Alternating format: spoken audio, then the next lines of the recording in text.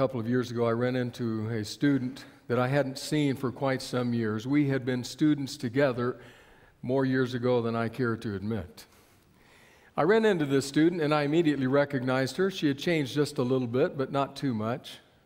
We fell into conversation and talked a little about where we were now and what we do now, and also a little bit about our school years way back when. As I talked to the student, I remembered something very clearly. I remember the classroom in which we had had a class together. I sat maybe a row or two behind her, a little bit to her left. From where I sat, I could see fairly clearly what happened many days. Many days when quiz time would roll around, on certain days when test time would roll around, I could look up from where I was sitting and I could see her and I could watch her cheat. She cheated her way through much of that class. In fact, I wasn't the only one who knew it. Others in the class knew it, as did the teacher. I don't know what happened behind the scenes, but I do know what happened in the classroom. And because of that, when I walked away from that conversation a couple of years ago, I had a thought. It's a thought that I'll have to tell you I am not proud of. I'm a bit embarrassed to admit. But I walked away having defined her in my mind. It had been a lot of years. I don't know what twists and turns her pathway had taken since. I don't know what had been the ups and downs, the highs and the lows, and what had been her walk with God. But I walked away with one word in mind: cheater. Cheater. I'm not proud to admit that. In fact, I was even less proud to admit that once I got to thinking a little bit more about it. Because as I began to think more about it, I thought it's so easy for me to define her in my mind. Though the intervening years may have changed a great deal, it's so easy for me to define her in my mind. I wonder how others would define me in their minds. What if, for example, my pathway were to cross with that guy that I played football with? The guy with whom I had a confrontation on the football field one day. What if I were to walk out of the sanctuary and run into him? What would be the thought in his mind? How would he define me? Would he walk away thinking, guy's got a short fuse? How would he define me? Or what about the teacher from the 8 a.m. college class? Why do they schedule 8 a.m. classes for kids not nearly out of their teenage years? Would that teacher walk away having talked with me and think, always late, procrastinator? Would he define me in his mind in that fashion? What about others with whom my path crosses? Would they define me? Would they say, that's who he is? What about you? Do you define yourself in certain ways, certain negative ways, based on experiences from your past? Are there people to whom, if you encountered them today, you would be a bit ashamed and wonder, do they remember? How do they define me?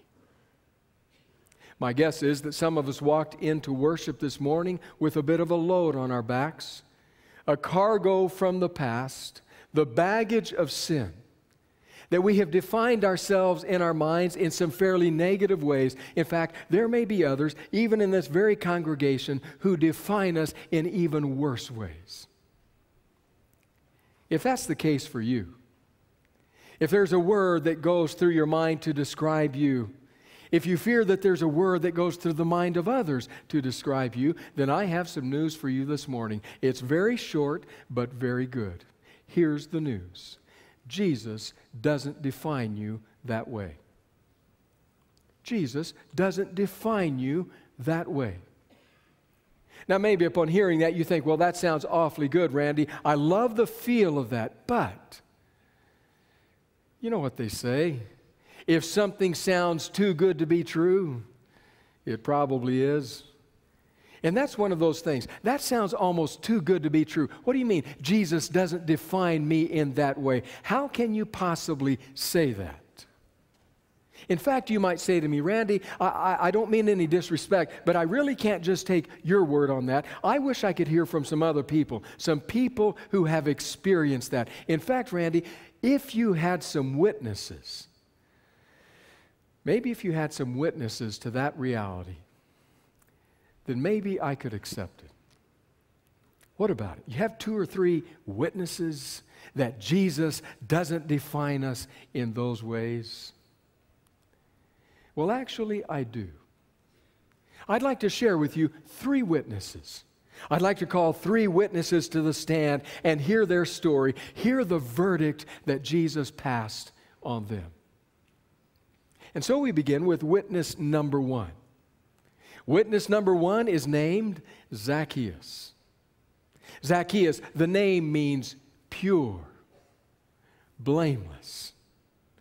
Well, I don't know if that was some kind of bad joke or if that was some misguided parent's attempt to create a good future for Zacchaeus, but whatever it was, it didn't work, because if Zacchaeus was anything, it certainly was not pure and blameless. Zacchaeus lived in the city of Jericho. Jericho was on the frontier of Judea, on the border. Anybody entering Judea from the east across the Jordan River would come by Jericho. And there it was at Jericho that they charged the customs fees, the taxes, the bill for the Roman Empire. That's where they did it. And the Roman Empire needed people to do it. They needed people who would step up to the plate and who would charge the fees. They would use people from within whatever territory they occupied. They would appeal maybe to the baser instincts. Because for most of us, the truth is, we have a certain loyalty to our place of birth, to the land in which we live. And if there's an occupying force in that land that wants us to do something against our own people, that's not a very easy sell. Not, that is, until money comes into play. When money comes into play, it may appeal to our baser instincts. It may appeal to the less positive sides of who we are, and that's exactly what it did with Zacchaeus. Zacchaeus was willing to sell himself out for money. He would sell out his own people. In fact, what Zacchaeus did, he became not only a tax collector, but the scripture says a chief tax collector. It was almost a pyramid scheme, a Ponzi scheme. I'll charge them myself, but then all of you imps who work for me, you charge them too. I'll take a cut off the top from you, and then I'll have what I make on top of it, and so I will be well set, well healed for life. And that was Zacchaeus. Everything was coming up roses for Zacchaeus. Zacchaeus had the world by the tail. Very wealthy. Except for one problem. Problem for Zacchaeus was, no matter how much of this he got, no matter how much money he had, he couldn't escape the reality of how his country people defined him. Collaborator, sellout, Benedict Arnold. You're willing to sell your own soul to get money and to sell out your country people as well. It's not hard to understand why the people of his country wanted absolutely nothing to do with Zacchaeus. They defined him by his baser instincts, by his worst side. So though he had everything that money might have been able to offer him, Zacchaeus did not have what he needed most deeply inside. And then Jesus came to town. You know the story. Small man, big crowd. Jesus is coming. I want to see him. He quickly realizes the two don't mix, so he sheds all of his dignity and races down the street, climbs a tree, waits until Jesus passes underneath, looks up and says to him, Zacchaeus, guess who's coming to dinner at your house today? And that's what Jesus does. He first of all encounters him, meets him, talks with him, and then sits down to table fellowship with Zacchaeus. You didn't do that in that day and time. In fact, in our day and time, Dr. Fred Craddock says, you are defined by the people who sit at your table. Who will you have there? Well, the people of the land became very angry at Jesus. How can you go and eat with a man like that? He's a sellout. He's a traitor. He's a Benedict Arnold. How can you do that? Well, Jesus not only did that, He not only ate with him, He not only saved him, but then He defined him. I want to read you the verses. The last two verses in the story of Zacchaeus. Luke chapter 19, verses 9 and 10. In these last two verses of the story of Zacchaeus, Jesus defines who He is. It is after Zacchaeus has had that life-changing encounter with Him that Jesus says this. Verse 9, Jesus said to him, "Today salvation has come to this house, because this man too is a son of Abraham. For the Son of Man came to seek and to save what was lost." They said, "He's a sellout." Jesus said, "He's a son of Abraham." They said, "He's a traitor." Jesus said, "He's a child of God." So what about it? Do you define yourself? Do others define you based on your worst attributes? The things with which you struggle? The temptations to which you have too often fallen? Do you get defined in that way? Then my word for you this morning is Jesus doesn't define you in that way. Do you want a witness? Start with Zacchaeus. He doesn't define him by his worst attributes. But you said you'd like 2 or 3 witnesses.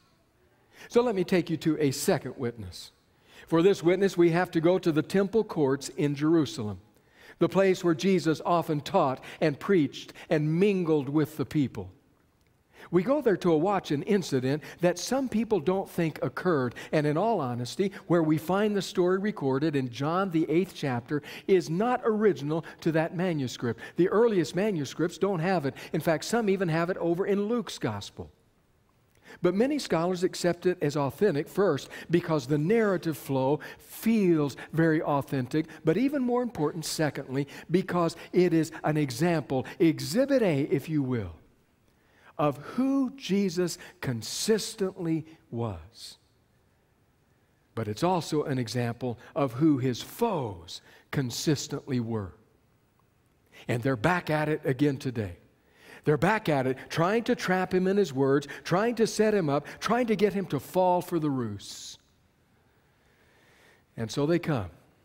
It's while He's teaching the crowds that they come, a commotion on the fringes, and then the crowd parts, and they come striding into the middle, dragging a woman along with them. They cast her at Jesus' feet. They look at Him and they say, "Okay, Nazarene, we've got one for you now. We've got a live one." Caught her with her hand in the cookie jar, red-handed, in flagrante delicto, in the very act.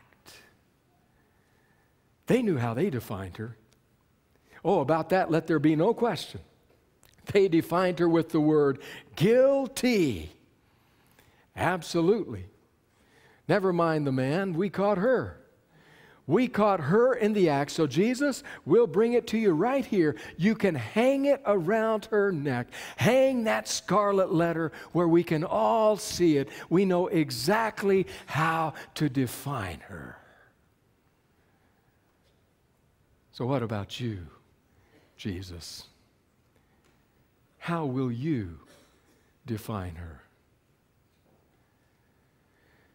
You can see her there, cast upon the ground, clutching at scraps of clothing, trying to cover her shame. Have you been there before? Been at that place where you knew the best words to describe you were culpable, responsible, guilty? Have you been to that place before, that place where you felt that letter, that scarlet A, is going to define me for the rest of my life? It would be one thing if all of these fingers jamming in my face were mistaken, if they were wrong. It's a case of mistaken identity. It wasn't me. But have you been to that place where you know it was you? You are guilty. And so the people around you, and maybe with your help, have hung that scarlet letter around your neck. They know how they define her. They will define her by her poorest choices. That's how they'll define her. They may have defined Zacchaeus by his worst attributes. Her, they'll define by her poorest choices. But what about Jesus?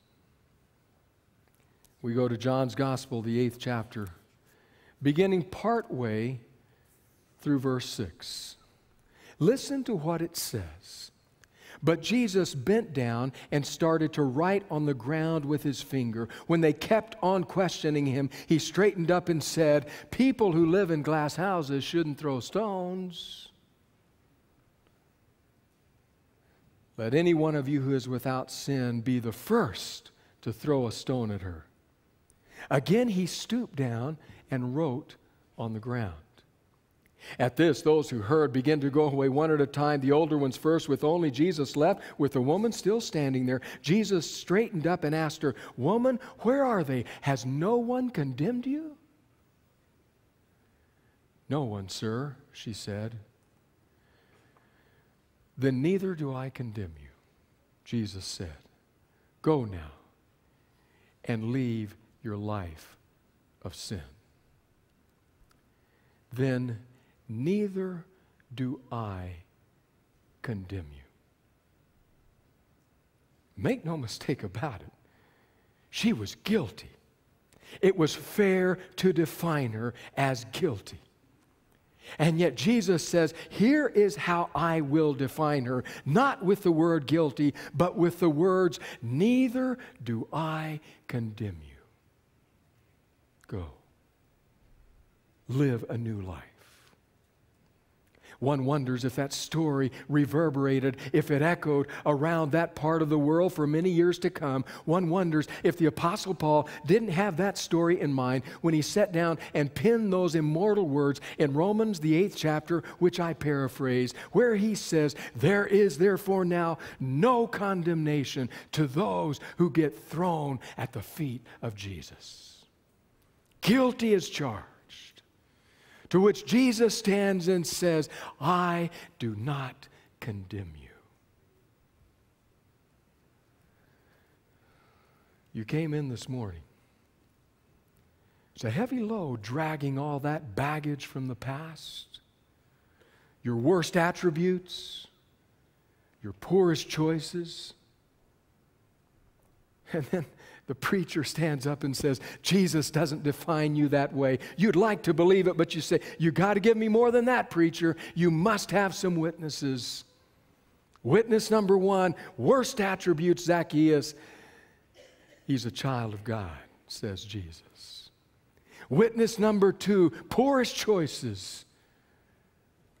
Jesus says, "I don't condemn you." It's amazing how Jesus defines people. But maybe you're still wondering, after all, doesn't the Bible itself say, "In the mouths of 2 or 3 witnesses, every word will be confirmed"? So what about it? You got a third one? Well, there is a third one. But for this third one, you're going to have to squeeze with me up against the wall into an upper room. The room already has quite a few people in it, so you'll have to stand with me back against the dim and dancing shadows on the wall. You look, you notice what's there in front of you. There's a table there, and there are some couches arranged in somewhat of a U shape. There are men reclining on the couches. They're reclining on their left sides. They're leaning into the chest of the man to their left, eating with their right hand. You look at the men. You recognize some of the men, but your eye is unmistakably drawn to the one there at the top of the horseshoe. He's the host. He's the Nazarene. There's a chill in the air, spring of the year, but there's still cool air at night. It's Passover time. They have gathered to celebrate the meal. As you look there, not only do you notice the host at the head of the table, but you notice the places of honor. Just to his right, somebody is leaning into the chest of the host. Just to his left, he is leaning into the chest of the person to his left. That person to the right, isn't that the young face of the disciple Jesus loved? And what about that person to the left? The place of highest honor. Listen to the words of the venerable Scottish scholar William Barclay. He says, "It is the place of Judas that is of special interest. It is quite clear that Jesus could speak to him privately without the others overhearing. If that is so, there is only one place Judas could have been occupying. He must have been on Jesus' left, so that just as John's head was in Jesus' breast, Jesus' head was in Judas's. The revealing thing is this." Listen to what Barclay says. The revealing thing is this: the place on the left of the host was the place of highest honor, kept for the most intimate friend. We can see Judas there in the place of highest honor, reserved for the most intimate friend. Barclay continues, "When that meal began, Jesus must have said to Judas, 'Judas, come sit beside me tonight. I want especially to talk with you.' And we huddle in the shadows as we observe what unfolds. And then at a certain moment, something is said that causes a swell of anxiety to wash around the room. You heard it, as did I. Jesus, at the head of the table, looks at these friends, his companions, his compatriots, and says to them, 'One of you will betray me tonight.' And immediately there's a swell. The disciples are awash with anxiety, and they begin to ask, 'Am I the one? Am I the one?' And then Jesus does something rather odd. He says, 'It is the one to whom I will give a sop, a piece of the bread, when I have torn it off and dipped it in the cup. That is the one to whom I am referring.' Why did he do that? You stand there wondering the same thing. When they say, 'Jesus, who is it?' You and I are thinking, had it been us in his place, we would have gone,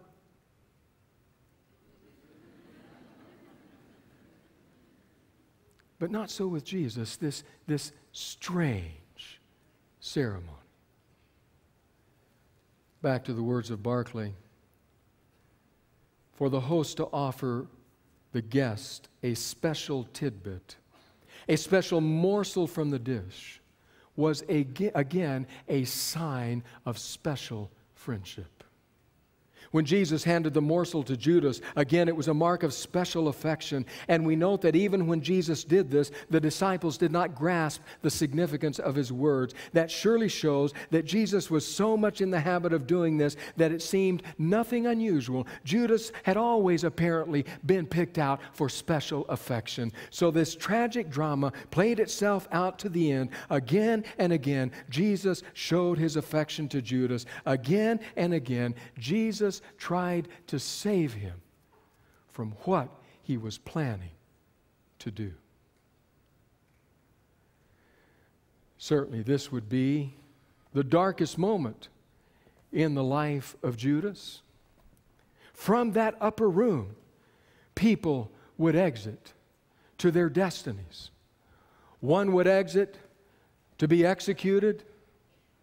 Others would exit to be humiliated.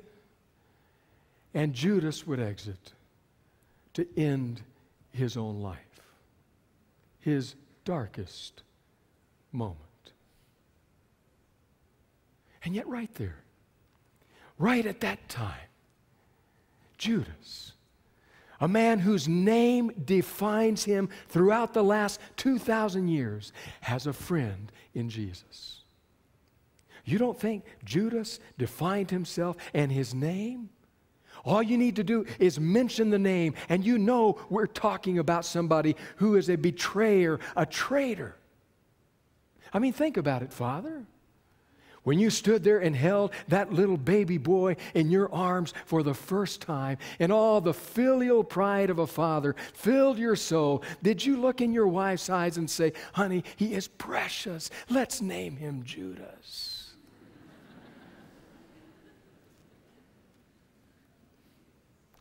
The very mention of his name defines him. His darkest moment. And yet Jesus, to the very end, is speaking to Judas as though he were saying to Judas, Judas, I know what's in your heart. I know what's in your mind. I know what's in your calendar. If you choose to do it, just know this.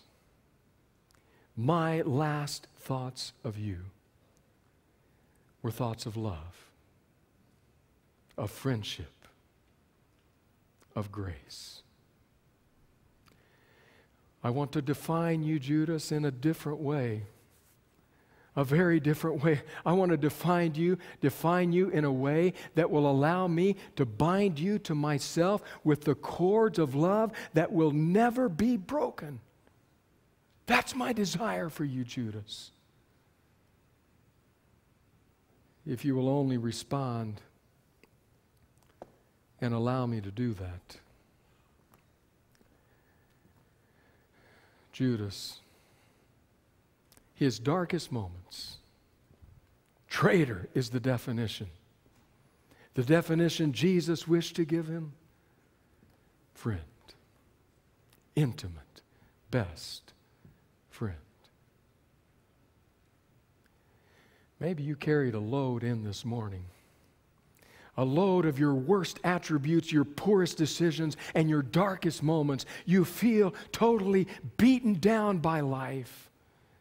So much do you feel that way about yourself that it seems you see your own reflection in the eyes of every other person you meet. And then the preacher says, Jesus doesn't define you that way. And you say, is that so? Really? Give me some witnesses. I want some witnesses. Well, try Zacchaeus and the woman and Judas. Or even try the women with whom Philip Yancey spoke.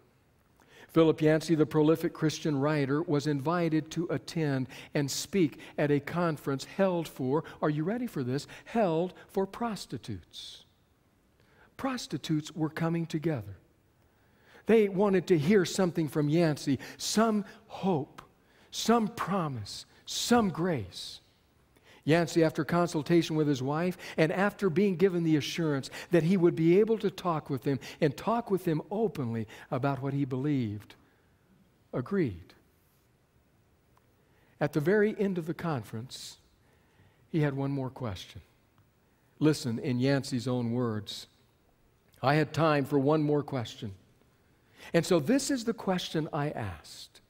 Looking at those prostitutes, Yancey said to them, did you know that Jesus referred to your profession? Let me read you what he said Yancey. And then he quoted to them this verse.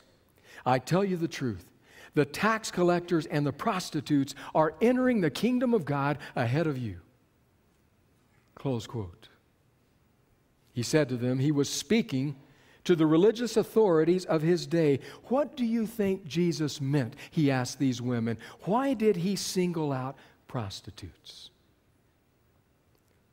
It was silent for a long time. After several minutes of silence, a young woman from Eastern Europe spoke up in her broken English.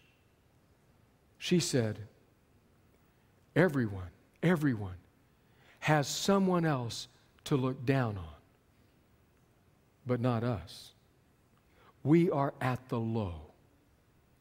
We are at the low.